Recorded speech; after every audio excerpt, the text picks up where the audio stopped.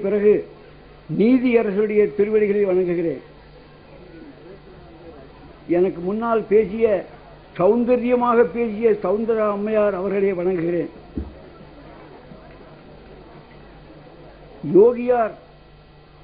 யோகி ராம் சூரத்குமார் அவர்களை பற்றி பேசுவதற்கு நேரம் போதாது, நாள் போதாது, மாதம் போதாது, வருஷம் போதாது. இது சத்தியம். கொடுக்கப்பட்ட நேரம் 10 அல்லது 15. 1-2 விஷயங்களை சொல்லப் போகிறேன். அதற்கு முன்னால் எனக்கு முன்னால் பேசியவர்களுடைய பேச்சை பற்றிய 1-2 வார்த்தைகளையும் சொல்லப் போகிறேன். தங்கத்தை எதில் பதிப்பார்கள்? தயவுசெய்து சொல்ல வேண்டும், பதில் சொல்ல வேண்டும். தங்கத்தை, பொன்னை, வைரத்தை எதில் பதிப்பார்கள்? மாற்றிக்கொள்ளுங்கள், தங்கத்தில் பதிப்பார்கள். ஆகவே இப்ப தங்கமும் வைரமும், வைரமும் தங்கமும், இந்த பொன் காமராஜ் இருக்கிறாரே, அந்த பொன்னிலே வைரம் பதிந்திருக்கிறது. எந்த வைரம்? அந்த திருவண்ணாமலையில் எழுந்தொழிருக்கின்ற அந்த வைரம் இருக்கிறதே, அந்த வைரம் பதிந்திருக்கிறது. மகாபாக்கியசாலி. இந்த காணிமடத்தை பற்றி அம்மா சொன்னார்களே, இந்த காணிமடத்திலே இருக்கின்ற ஒவ்வொருவரும் பாக்கியசாலிகள். திருவண்ணாமலை எங்கே இருக்கிறது? காணிமடம் எங்கே இருக்கிறது? அந்த திருவண்ணாமலை யோகிக்கு காணிமடத்திலே மந்திராலயத்தை எழுப்புகிறார் பொன் காமராஜ் என்றால், அவர் யோகி ராம் சூரத்குமார் அவர்களுடைய வைரத்தை தன்னுடைய பொன்னில் பதித்தவர் மாத்திரமல்ல, ஒரு ஆழ்வாராகவும், ஒரு நாயன்மாராகவும், ஒரு கண்ணனுக்கு விஜயன் அமைந்தது போலவும், ஒரு ராமகிருஷ்ண பரமஹம்சருக்கு ஒரு விவேகானந்தர் அமைந்ததை போலவும், ஒரு சத்தியத்தின் காவலராக, ஒரு தர்மத்தை நிலைநாட்டுவதற்கு ஒரு தொண்டராக இங்கே அந்த யோகியாருடைய அருளால், அவருடைய அருளை கொண்டு அவருடைய புகழை பரப்புவதற்கு அவருடைய இந்த மந்திராலயத்தை உங்கள் எல்லோரையும் கொண்டு உருவாக்கி இருக்கிறார். 10 பைசா என்று சொன்னார்கள், நெஞ்சு உலுக்கிற்று. அந்த 10 பைசா 10 லட்சமாக, 15 லட்சமாக, 25 லட்சமாக உருவாயிற்று என்று அந்த உள்ளம் சொல்லிட்டு அந்த உள்ளத்தை போட்டுகிறேன். அந்த 10 பைசாவிற்குத்தான் அவ்வளவு மதிப்பு. ஏனென்றால் அந்த உள்ளம், அந்த முதலாக கொடுத்ததே அந்த உள்ளம் 10 பைசா, அதுக்கு 10 கோடி பெறும். இப்படி ஒவ்வொன்றையும் நினைவித்து மிகவும் அழகாக சொன்னார் பொன் காமராஜ். அவர் வாழ்க, அவர் வளர்க, நீங்கள் எல்லோரும் அவரை வாழ்த்துங்கள். நானும் வயதானவன் என்கிற முறையில் வாழ்த்துகிறேன். அடுத்தபடியாக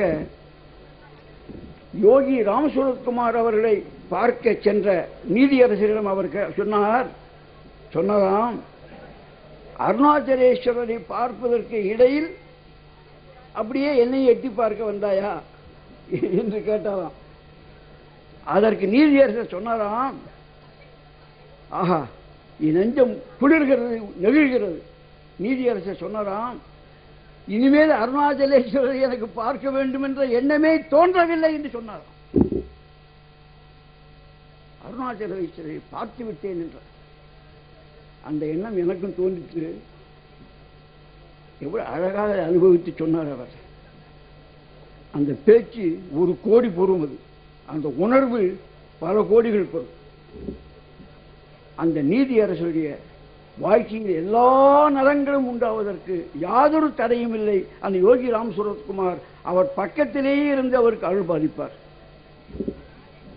அருணாச்சலேஸ்வரா என்று அவரை ஆதரிப்பார், அருள் கூட்டுவார். அடுத்தபடியாக 3 நிமிஷம் ஆயிருக்கு நான் பேச ஆரம்பிச்சு. இந்த அம்மையார் பொன் காமராஜை பற்றி அழகாக புகழ்ந்து பேசினார். என் உள்ளம் குளிர்ந்தது. இன்னும் பல தத்துவங்களை பேசினார். அவற்றையெல்லாம் பற்றி நான் இப்பொழுது பேச வரவில்லை. எல்லாமே தத்துவம் தான். முக்கியமாக இந்த பாலகுமாரன் என்கிற தத்துவத்தை சொன்னார். பாலகுமாரன் ஒரு எழுத்தாளர் அல்ல, அவர் ஒரு தத்துவம். அவரை பற்றி நான் அப்படி அனுபவித்தவன், பலகாலம் அவரை பற்றி அனுபவித்தான். என்ன நினைக்கிறேனோ அதை ஒரு நிமிஷத்தில் சொல்லிவிட்டார். பார்த்து கேட்டு அதை அனுபவித்து விட்டு சொல்லிவிட்டார்கள். பாலகுமாரனுடைய மகளை பற்றி சொன்னார், பாலகுமாரன் அவருடைய மகனை பற்றி சொன்னார், இன்னும் பாலகுமாரன் அவர்களை பற்றியே சொன்னார். இசையாய் இசை பயனாய் அந்த குடும்பம் விளங்குகிறது என்று சொன்னார். அப்படி ஐக்கியம் அடையணும், அப்படி ஐக்கியம் அடைய செய்வார் யோகிராம் சுரத்குமார். முதல் முறையாக நான் போகிறேன். என்ன பெயர்? வித்வான் லட்சுமணன். என்ன செய்கிறாய்? ஒரு காலத்தில் என்னென்னவோ செய்தேன், படங்கள் பல சினிமா படங்கள் எடுத்தேன், கதை எழுதினேன், வசனம் எழுதினேன், பாட்டு எழுதினேன், ஏறத்தாழ 100 புத்தகங்கள் எழுதியிருக்கிறேன், பள்ளிக்கூடத்தில் ஆசிரியனாக இருந்திருக்கிறேன். இப்பொழுது 7 ஆண்டுகளாக நான் ஒரு ஜோதிடனாக இருக்கிறேன். சுருக்கமாக சொன்னேன்.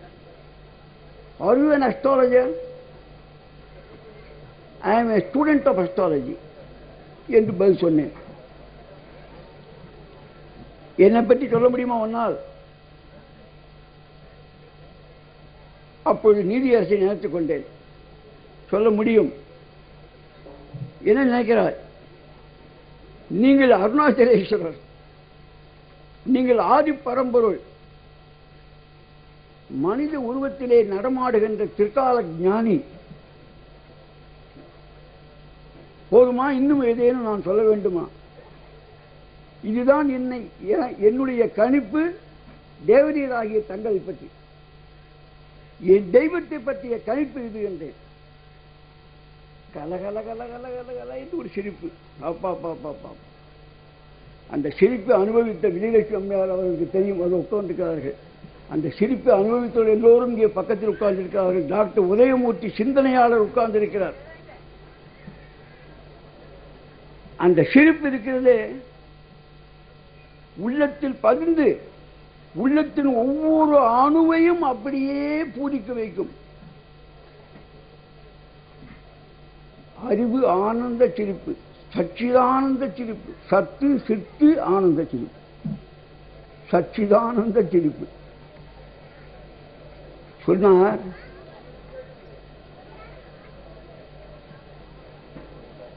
எனக்கு ஏதாவது மெசேஜ் கொடுக்கணும், நீங்க என் பத்திரிகையில் போடணும். அங்கே பக்கத்தில் பையன் பெயர் சசி என்று பெயர். சசி, வித்வான் Lakshmanan wants message from this beggar. சிரித்து கொண்டு சொன்னார். நான் அழுது கொண்டு பதில் சொன்னேன். மன்னிக்க வேண்டும், கையை பிடிப்பேன். அவர் என் கையை பிடிப்பார், நான் அவர் கையை கட்டியா பிடிப்பேன், குழந்தை மாதிரி. ஏன்னா அவர் தாயார் மாதிரி. கையை பிடிச்சிட்டு